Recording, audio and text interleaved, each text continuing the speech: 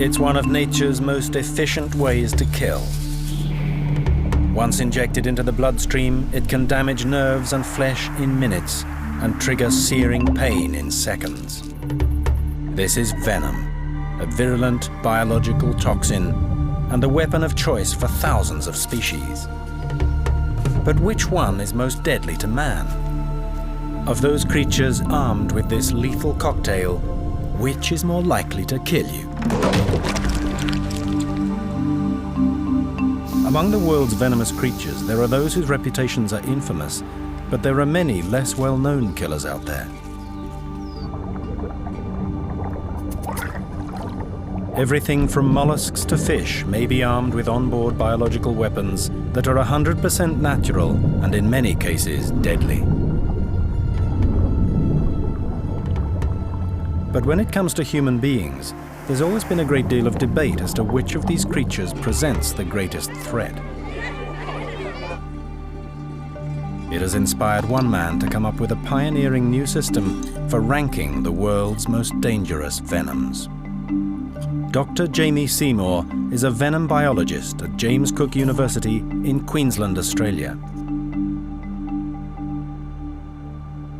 We want to take the terrestrial snakes, we want to take the marine snakes, we want to take the marine animals, we want to take the whole lot, bring them all together and test that venom drop for drop. And then we want to put in things like how aggressive the animals are and what their population distribution is.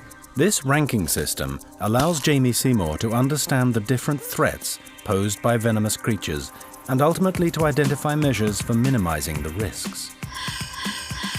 It consists of 5 categories. The first is opportunity, or how likely is it that the creature will have the chance to bite. Those venomous creatures living in heavily populated areas will score far higher. Next comes aggression. We're more likely to become victims of aggressive rather than shy species. Then there's the injection mechanism. How well does the animal deliver its venom? Related to this is quantity, in short, the amount of venom delivered in a single bite or sting. Last, but not least, is potency. Just how toxic is the venom, drop for deadly drop. Considering these 5 factors together is a brand new approach. And that allows us to compare, for the first time ever, all these venomous animals and come up with what is the most lethal animal to humans. Not too sure what that'll be yet, but I think we're actually going to find a few surprises along the way. Let's take a look at the weapon itself. Danny. While most of us will have heard of venom, how many actually know what it is? Venom is a mixture of biological toxins. Unlike a poison, which must be swallowed or absorbed through the skin, venom is injected into the body during a sting or a bite. It can be used for hunting by disabling prey, or as a defensive weapon in the face of attack. The difference in strength and how the venom functions will have a significant effect on how it works on the human body. Something that Jamie Seymour has learned firsthand. His new study will take him up against the creature that most people think of when they hear the word venom, the snake. There are more than 30 species of rattlesnake alone, all carrying different venoms. While some venoms target the body's nervous system, creating havoc with the complex network of nerves that control its vital functions, others attack flesh and tissue, effectively starting the digestive process before the victim is even eaten. Having bitten its prey, the rattlesnake waits for the venom to take effect before feeding.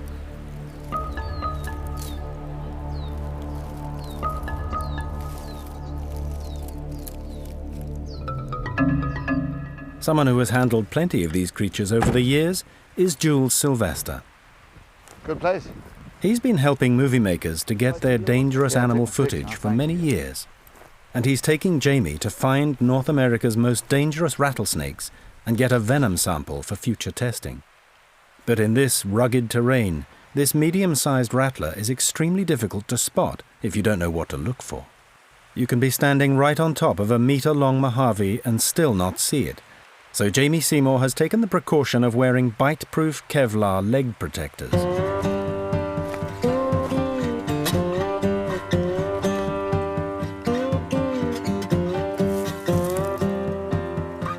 Oh, Jules. That's a Mojave. Very, very potent neurotoxin. It's most unusual because most rattlesnakes are hemotoxin. Yeah. That's neurotoxin. The Mojave's venom is a complex cocktail of enzymes and other proteins, forming an incredibly strong neurotoxin, designed to block the firing of nerves, particularly those controlling the muscles. It's the quickest way to stop prey in its tracks. Nothing like the amount of venom we're getting from the other one. Knock nerves out, and it's game over. It's paralysis, even death. That's amazing, isn't it? The Mojave rattlesnake is not the only rattler in these parts. In the lower desert nearby is the larger and more infamous western diamondback. But despite their overlapping territories, each has a very different venom. Ah! Gotcha. Yeah, I got him. The western diamondback carries hemotoxic venom that attacks blood vessels. Like many snake venoms, it starts the chemical breakdown of flesh even before the victim is eaten. Now that is your classic western diamondback rattlesnake. All the cowboy movies, this is the best Hollywood snake in the world. These guys account for more snake bites than any other snake in the country. It's obvious the rattle's making noise. I mean, what do you want it for? It's a warning for probably bison not to step on them. It's a go away, leave me alone. The western diamondback is more widespread and likely to be found at the edge of towns and cities.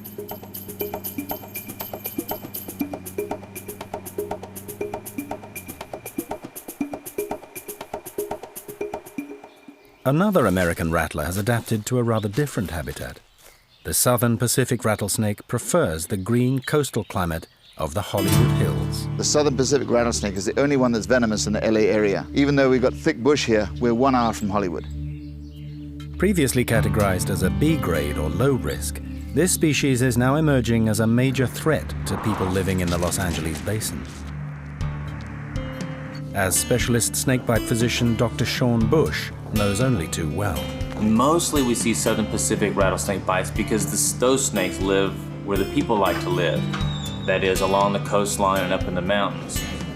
These snakes often stray into people's driveways and backyards, and though it may be tempting to try and remove them, it is always best to exercise caution and call for help, as this man discovered the hard way. Took things into my own hands and made a big mistake. And within an hour or two, my hand was blown up like a balloon. This hospital is used to treating several snake bites a day, and when Dr. Bush received a phone call to let him know his own child had been bitten, he feared the worst.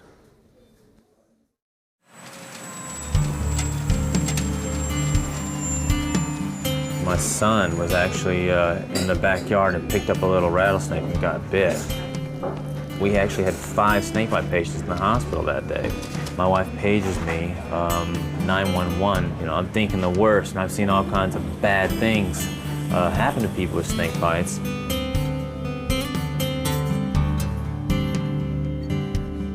Fortunately, he did well. His hand's just a little bruised right now. He has a little trepidation around snakes now, which maybe he should. Are you gonna touch it? I'm not gonna touch it again. Bye-bye, snake. Bye-bye. Bye, snake. Bye, snake. Bye, snake.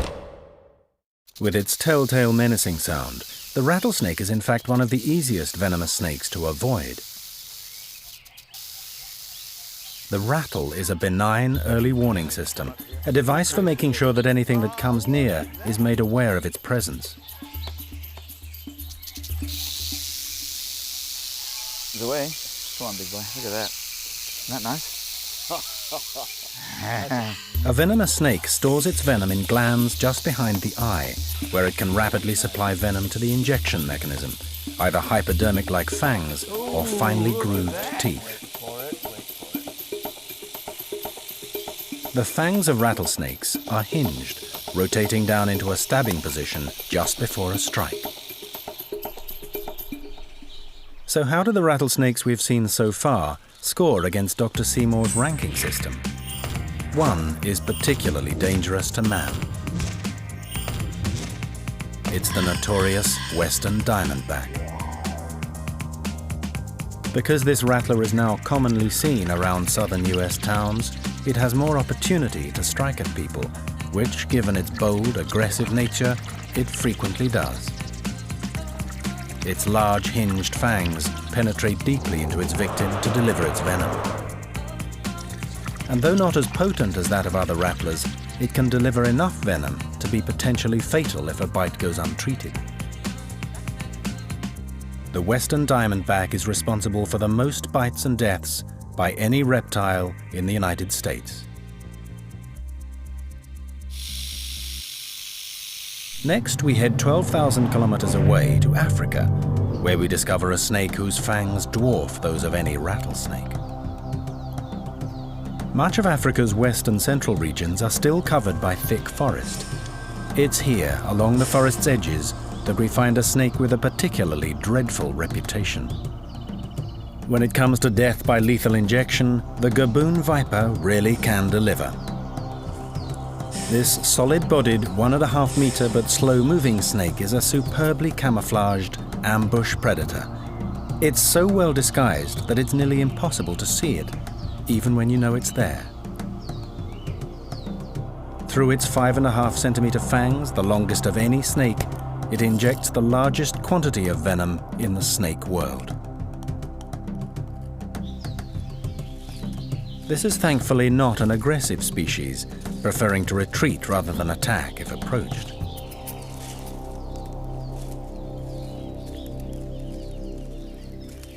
For any snake, envenomation of a human being is a waste of time and energy.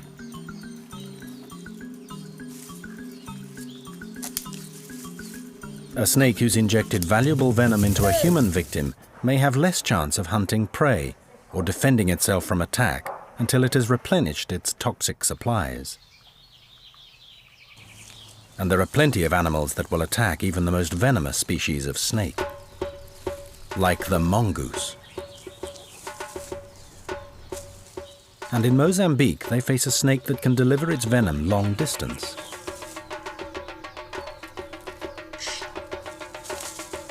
The spitting cobra takes the defensive use of venom into a whole new league, squirting venom with astonishing accuracy.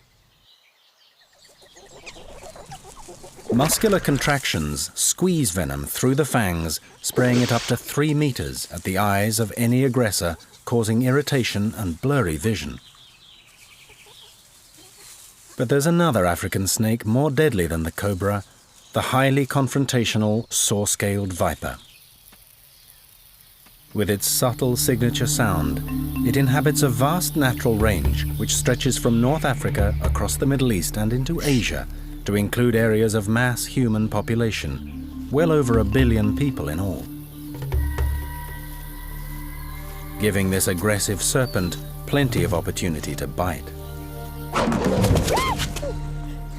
Professor Julian White is a medical expert in diagnosing snake bites. 10% approximately of acute hospital beds in Nigeria are occupied by snakebite patients, and the overwhelming proportion of those are saw-scale viper bites. Its huge range and the fact that victims are often a long way from proper medical treatment ensure this is a serious bite risk species. So, while the Gaboon viper has the most formidable set of fangs and is physically the more intimidating, it is actually the smaller saw-scaled viper that is the greatest threat to people living in its territory. This deadly predator gets plenty of opportunity to strike. And unfortunately, it is also extremely bad-tempered and is often known to attack humans. Despite its small size, it has an impressive set of folding fangs which can inject a fatal dose of moderately toxic venom. All in all, it kills thousands of people every year. 7,000 kilometers away in Asia, we find several other contenders for the world's worst venom, While most people try to avoid close contact with venomous snakes, here there are some who court danger on a daily basis. Sacred among Buddhists and Hindus, the Asiatic cobra is a confident species and will bite if alarmed. The Asiatic cobra is also a bit of a show-off, and its threat posture has become an iconic symbol of Asia. Coming face to face with these snakes, Thai snake charmers uphold a tradition that goes back thousands of years. If any snake had an opportunity to bite handed to it on a plate, it would be this one. 2 charmers in this village alone have been bitten recently. But the Asiatic cobra is dwarfed by a gigantic relative, the longest of all venomous snakes, the king cobra. At over 5 meters in length, the king cobra can raise enough of its body from the ground to stare a standing human in the face. Some have lived to tell the tale. I've been bitten 19 times by the king cobra, and I survived. Many people in our group have been bitten by snakes. It's not just me, it's more than 10 of us. I will keep performing until I die.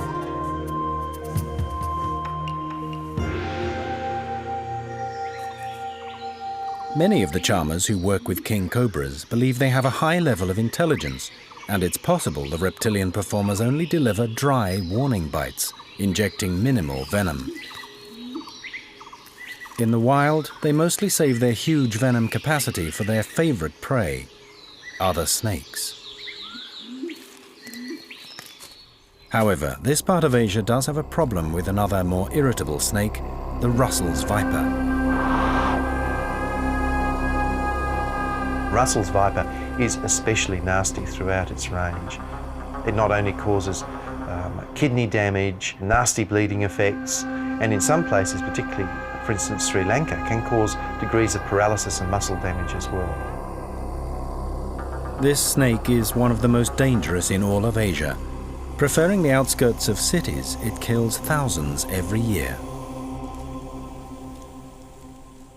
Why are so many people bitten by this species? There are 2 times a year when Russell's viper bites reach a peak. They coincide with the planting and harvesting of the rice fields.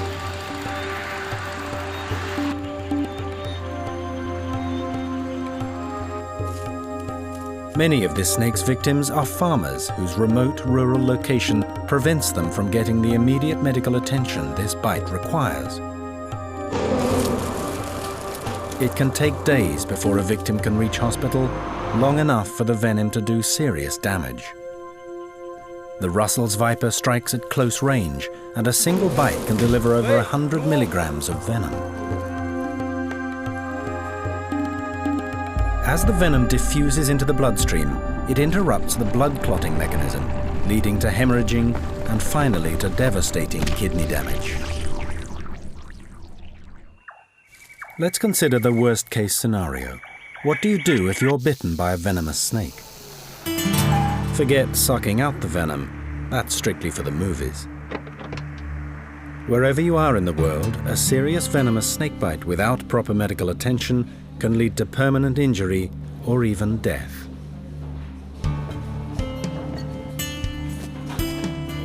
In most cases, you need an injection of antivenom.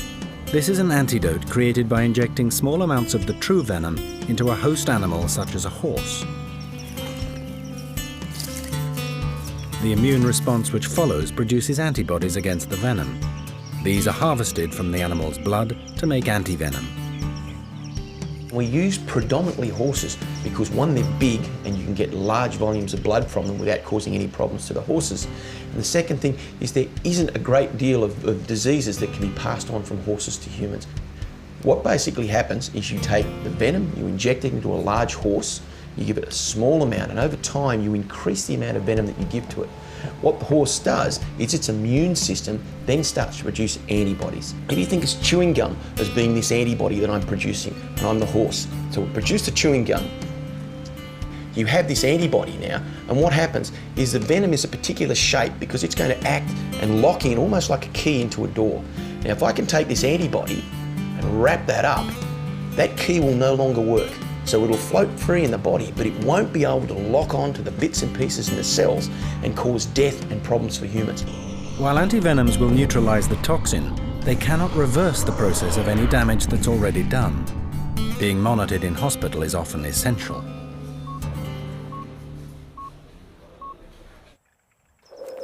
But there's one snakebite where even without antivenom, it is possible to survive. The Malayan krait is one of the few Asian snakes carrying a purely neurotoxic venom. As a nocturnal hunter, it stalks its prey in darkness by following scent trails, often entering through an open window or door. And the sleeping inhabitants may never even know they've been bitten, especially since the fangs are very small.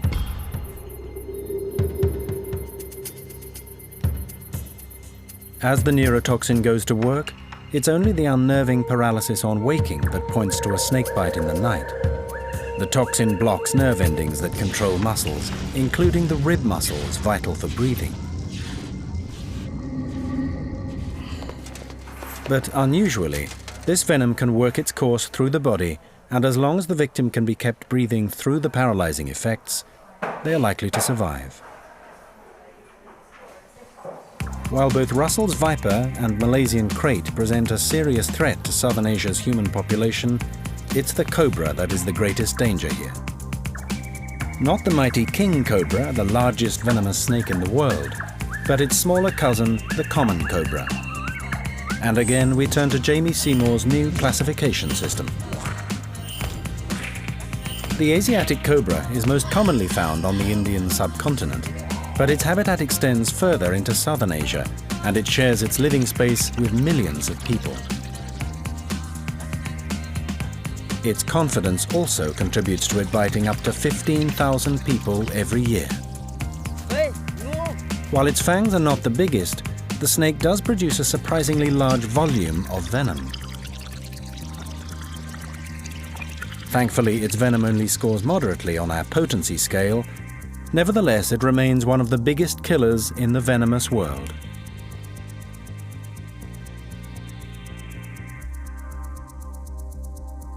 But there is one country that tops all the others put together in the venomous snake stakes. Australia. Its species of venomous snake outnumber the non-venomous ones. We've got the most venomous snakes, there's no doubt about that, all incredibly venomous. Australia is a big place with vast areas of unpopulated country. The snakes that live here are hardly pushed for space. Yet alarmingly, there are seriously venomous species that have adapted perfectly to the urban lifestyle of Australia's cities. Some eastern brown snake populations now thrive on a diet almost entirely consisting of house mice. A great pest control, perhaps, but being caught by the jaws of this mousetrap is surely worse than having a bad rodent problem, and they inject a good deal more venom than was previously thought, and like a lot of city dwellers, they're easily annoyed. The venom of the eastern brown is particularly unusual because it causes the blood to clot rapidly. However, if you survive, you may later die from hemorrhaging. But only by traveling to the remote regions of the Australian outback can we find the even more venomous and ominously named fierce snake. If that snake with that sort of venom was present in a highly populated area, I suspect you'd be dragging people out of the bush left, right and centre as they died. The fierce snake is also known as the inland taipan. It inhabits a harsh and extremely demanding environment. They specialize in hunting native desert mammals, and tracking prey down takes valuable energy, so failure is not an option. When the prey turns up, you want to make sure you grab it, you want to make sure you inject it, and you want to make sure it's going to die. So you give it a very potent venom and you give it a heap of it. But fierce by name doesn't necessarily mean fierce by nature. This snake, with the most lethal venom known for any land animal, is hardly ever seen by a human being. It hunts and lives in holes and subterranean tunnels, rarely venturing into the open.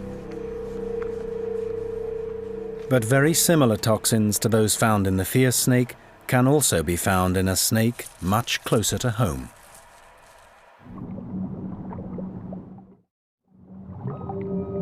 Around Australia's coastlines, we find a highly venomous sea serpent. The olive sea snake is gregarious and confident around human beings and can frequently approach divers and snorkelers.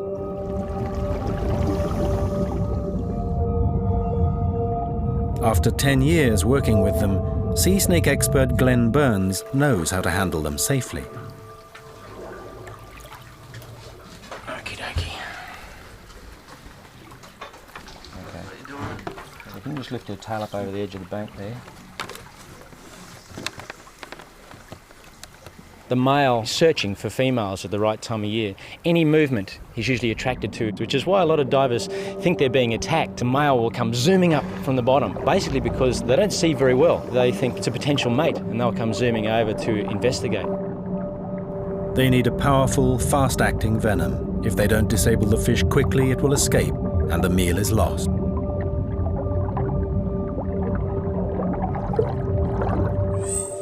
But of all Australia's snakes, it's not the sea snake that comes out top, nor is it the serpent with the strongest of all venoms, the fierce snake. In Australia, it's the eastern brown snake, which ranks as the most dangerous to people. It is aggressive and fast-moving.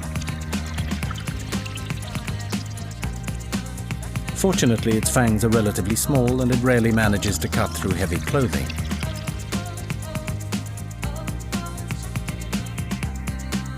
Historically, eastern browns were thought to produce a tiny amount of venom, but recent studies suggest that this is not the case.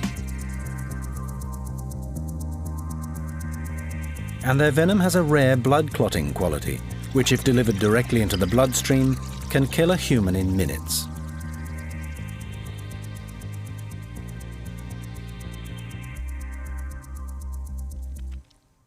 Australia does have more than its fair share of venomous creatures, and they're not all snakes. There are hundreds of other species that can sting and bite.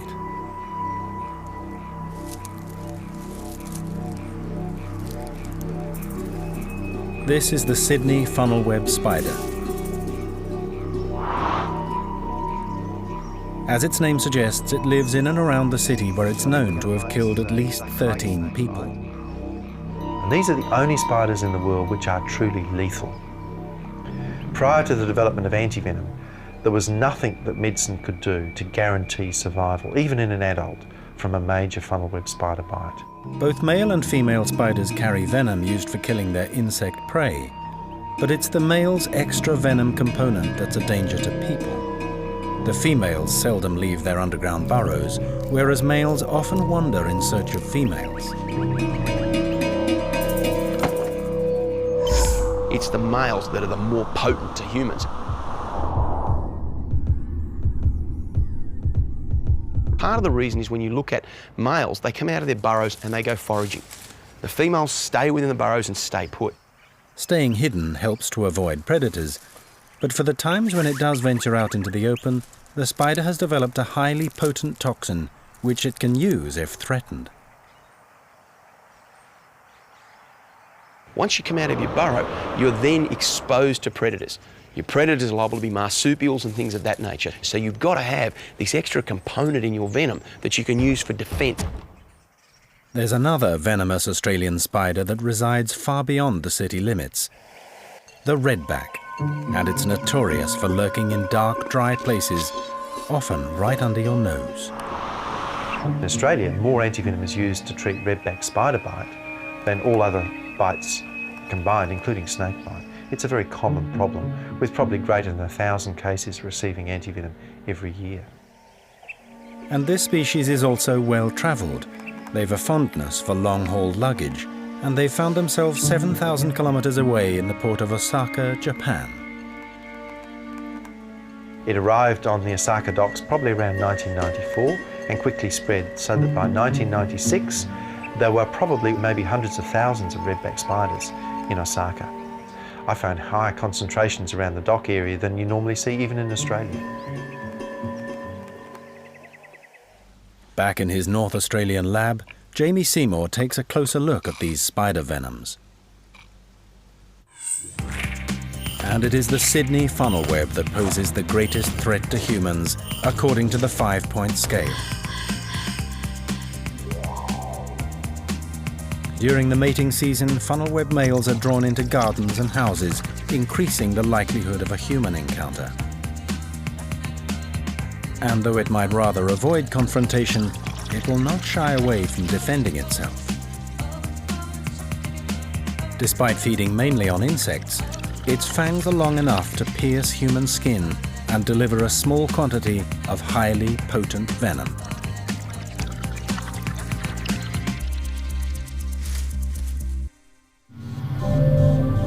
Back on our quest to find the world's worst venoms, Dr. Jamie Seymour and venom enthusiast Jules Sylvester head back to the desert in search of the only lethal species of scorpion in the United States, the Arizona bark scorpion. While spiders and snakes deliver their venom through fangs to inject it into the bloodstream, the scorpion uses its sting in the tail. After snakebite, scorpion sting is probably the medically most significant cause of envenoming in the world. We have no idea how many people are affected, but I would suggest it's probably into the millions.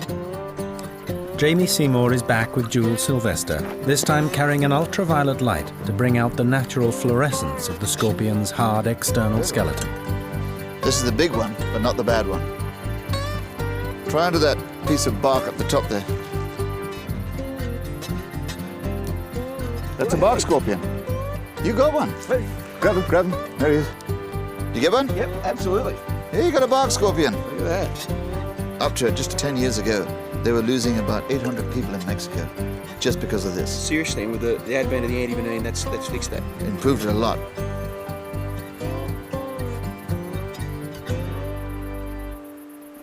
Found in the American Southwest and northern Mexico, the bark scorpion does encounter human beings fairly often, but is unlikely to sting unless provoked.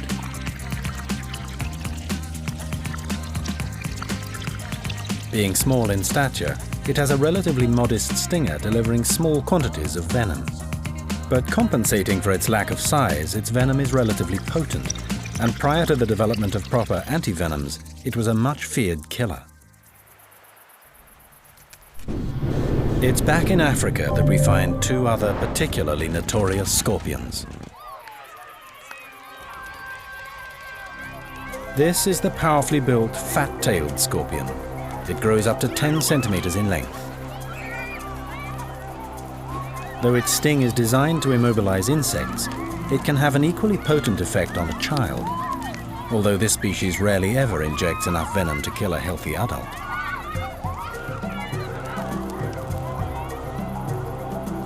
The distinguishing feature of most scorpion stings is that the toxins they contain have a very different effect on the nervous system than any of the snakes we've seen, sending it into a kind of physiological overdrive, with heart rate and blood pressure sent soaring.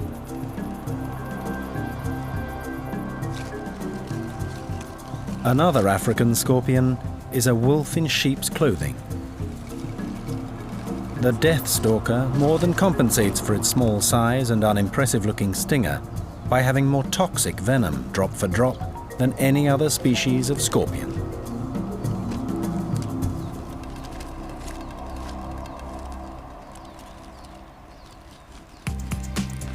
Jamie Seymour's scale highlights why it is so deadly. Opportunity to strike is high. It's the cause of many stings throughout the Middle East and North Africa where it lurks.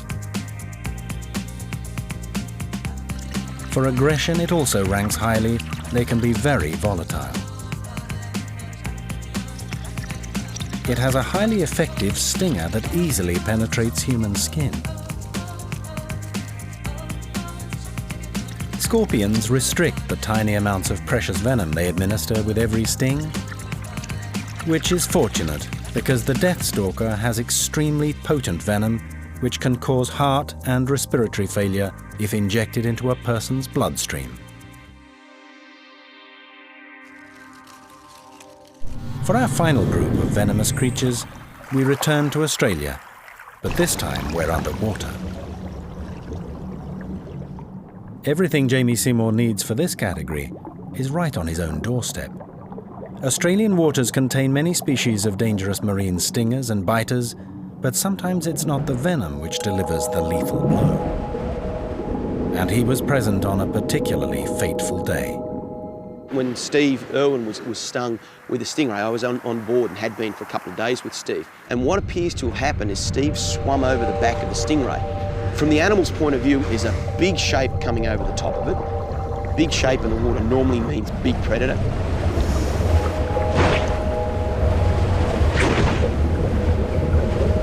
It was not the stingray's venom that actually killed Irwin.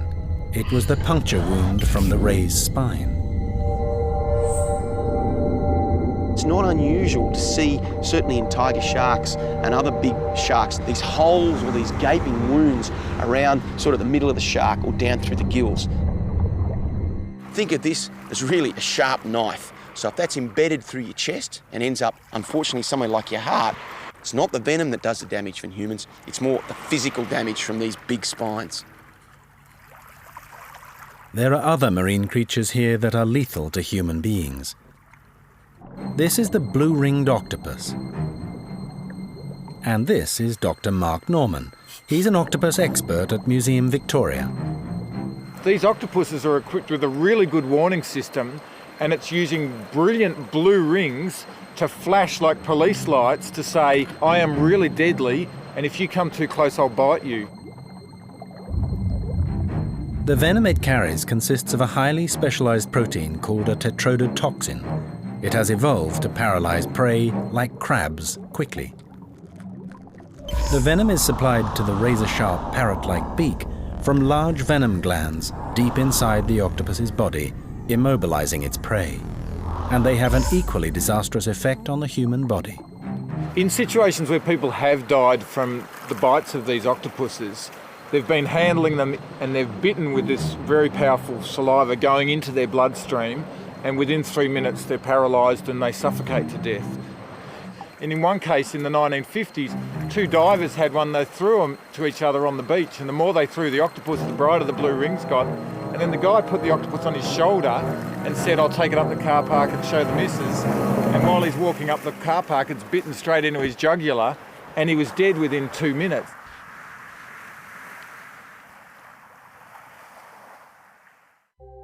Worse still on the list of Australia's most deadly venomous creatures is the harmless-looking box jellyfish.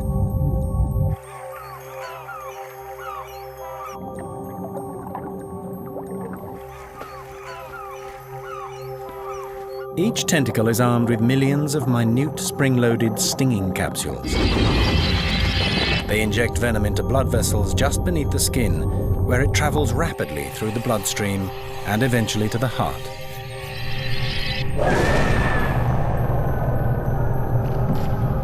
And unfortunately, it inhabits inshore waters, the kind frequented by swimmers.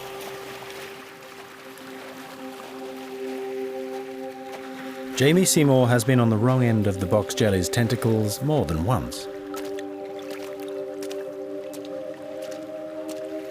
And I've got to tell you, I mean, it hurts. It's almost a surreal pain, but it reaches its peak level almost instantaneously and stays at that level for about 10 to 15, maybe 20 minutes, and then it just shuts off. To protect swimmers from the box jellyfish, special nets at the most popular beaches keep them well apart. You see these stinger nets all over the place, and they do a wonderful job. We've never had a fatality or a near fatality sting inside the nets. You swim outside the net. It's not a matter of if you get stung, it's when you get stung, and it's really playing with your life. But the nets, which do a good job of keeping the deadly box jellyfish out, are no barrier against another member of the jellyfish family, one of the smallest killers in the ocean. Along coastlines and reefs from Australia to Southeast Asia is the minuscule irukandji jellyfish. We started getting jellyfish stings of some sort from inside nets. They weren't big box jellyfish stings, they were distinctly different. They were showing distinctly different symptoms. Often no larger than a pea, no normal stinger mesh can keep out the tiny irukandji jellyfish.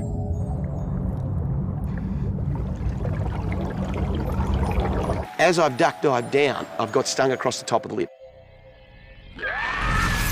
But unlike the box jellyfish, the venom of the irukandji lingers in the victim's tissues. It's this that gives the sting a delayed reaction. Seymour suspects that it's only when the toxins reach the body's lymph glands that the painful effects kick in.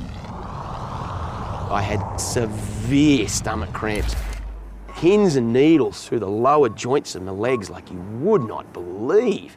And we're now getting large quantities of painkillers and it was just hell on earth. Far less dangerous to people but fatal to fish is another bizarre marine killer, the cone shell. Whereas most venom's lethal impacts are based on just a few key proteins, that of the cone snail contains hundreds of toxic compounds. Among them are nerve-blocking chemicals that can induce instantaneous seizure and a strong sedative that prevents the prey from struggling. But like most snails, this one operates at a pretty sedate pace. It only needs to feed once a week, and its super strong venom guarantees that when it does hunt down prey, it almost always makes a kill. However, scientists have actually discovered a way to utilize this venom as a super strong painkiller. Now these animals are cone snails. I mean, they're basically little chemists.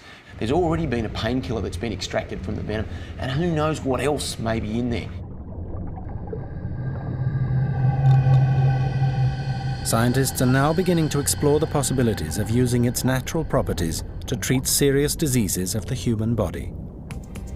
As research continues into the medicinal potential of venom, in the natural world it's still a formidable weapon. And in the ocean, the deadliest of all venomous creatures is the box jellyfish. It inhabits waters surrounding many popular beaches where stinger nets are deployed to keep bathers safe. It is not an aggressive creature and won't deliberately attack a human being, but nor is it likely to get out of the way. When fully grown, it has over 120 meters of tentacles, armed with millions of tiny stinging capsules, making it highly effective at injecting its venom. The amount delivered depends on how severe the contact with its highly armed tentacles. And it gets worse. The venom it delivers may well be the fastest acting and drop for drop one of the deadliest known against people. In severe cases, death can occur in just 2 minutes before any chance of medical help. Of all the creatures we've seen in action, from the rattlesnakes of the United States and the venomous spiders of eastern Australia to octopus and jellyfish, which one is responsible for the greatest number of human fatalities? According to Dr. Seymour's ranking system, we can focus on 3 final contenders for the title. From the reptile world, it's the feisty, saw-scaled viper, which narrowly edges out the common Asian cobra and Russell's viper to be the world's most dangerous serpent. Among the spiders and scorpions, it's the death stalker that tops the lethal list, and from the marine contenders, it's the ghostly box jellyfish.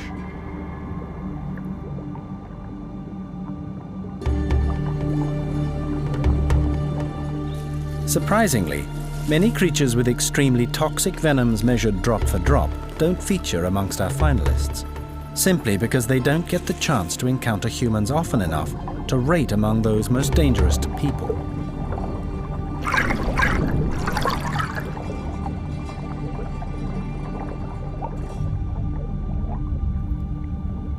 But there is one merchant of venom that narrowly defeats all the others in the danger it poses.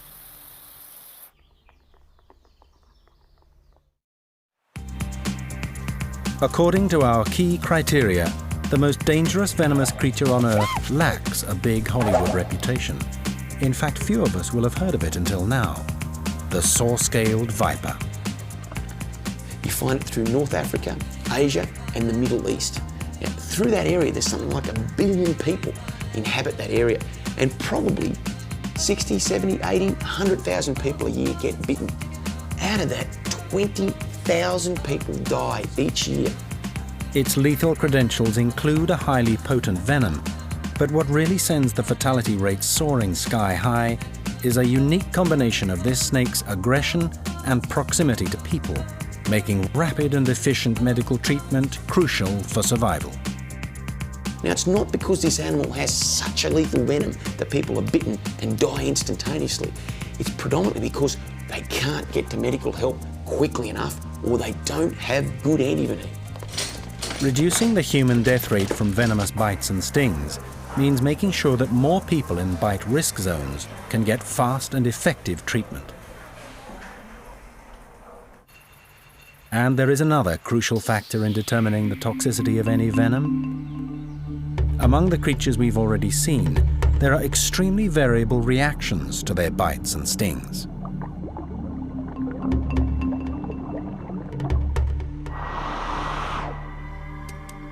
Take the Sydney funnel web, potentially deadly to humans.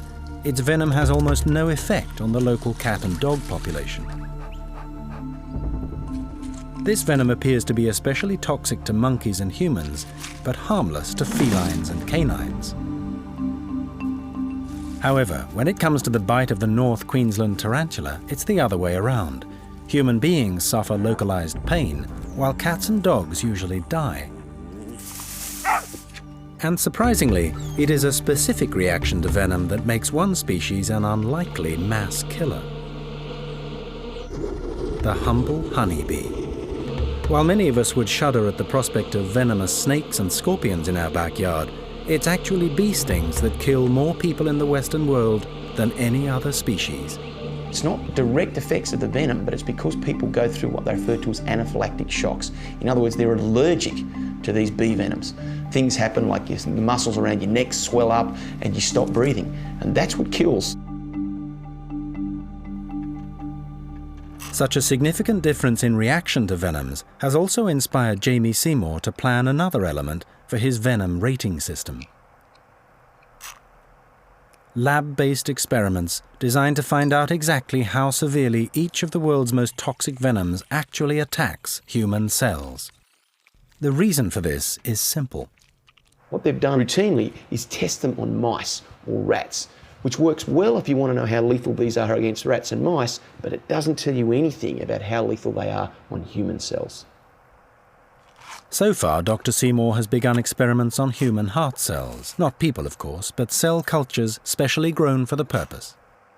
So these containers here are the key to everything we're doing. Basically what we've been able to do is grow human cells. We have about 10,000 cells in each little well. We can add venom from any sort of animal we want.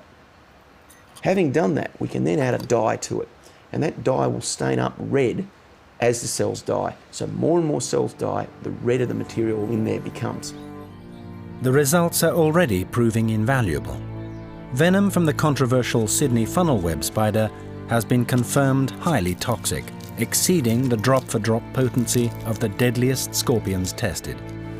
Among the reptiles, the most toxic venom tested belonged to the inland taipan, killing over 60% of heart cells in the first 10 minutes. Thankfully, this snake remains remote from human contact in the Australian outback.